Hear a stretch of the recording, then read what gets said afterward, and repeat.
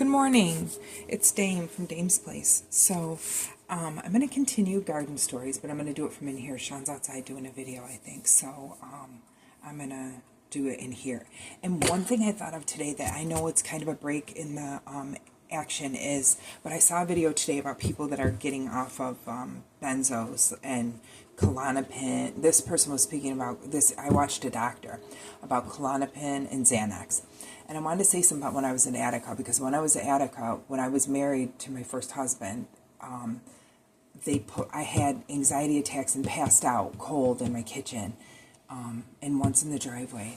And I had a baby. So I was afraid of driving, and I went and they prescribed me Lexapro at first. It eventually changed to Effexor. And I was on those 8 years, and I worked at the prison, and I just wanted to get it off them. I was like, it was switching, and they always want to up your milligrams, and I knew it wasn't good, but I was so afraid to pass out at work to get off them. But I said, I just have to take the risk, because it was a lot. For starters, it was a lot of money. I had a copay.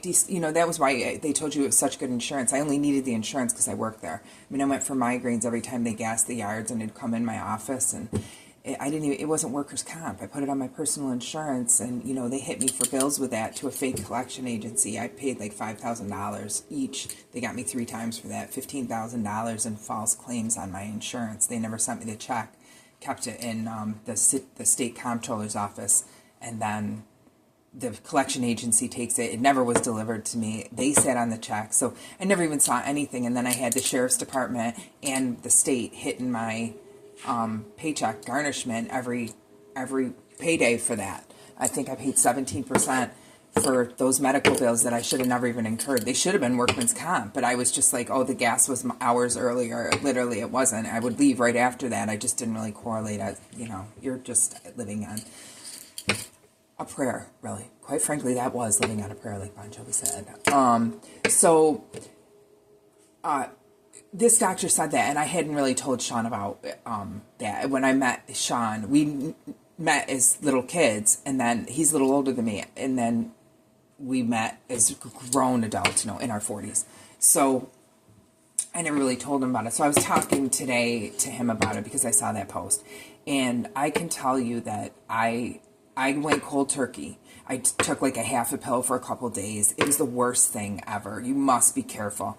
I was definitely hearing things in the hallway, but people were like saying rotten stuff to me, just insanely rotten stuff to me, because like a guy that I work with, his wife worked in the medical department. He was cheating on her with a girl that worked in my department that I was actually training to take my job in inmate records.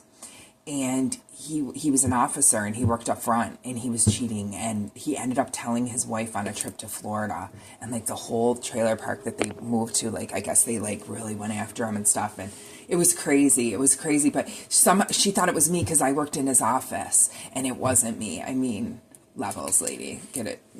Unreal. But she wished it was me by the time she was calling me every name under the sun, to the point where I had to tell her, I'm gonna toss you. I can't take it anymore. Like, she was out loud saying horrific things to me on the second floor in the mailroom, and I was like, I'm not gonna say more. Like, what? But I let her know, I'm dead serious. And we live in the same town. These people thought they were invisible when they left work. Like, they could do anything they wanted to me at work. Free reign on my life. And then they would think that when I would say, like, I'll see you on the street, like, I wouldn't.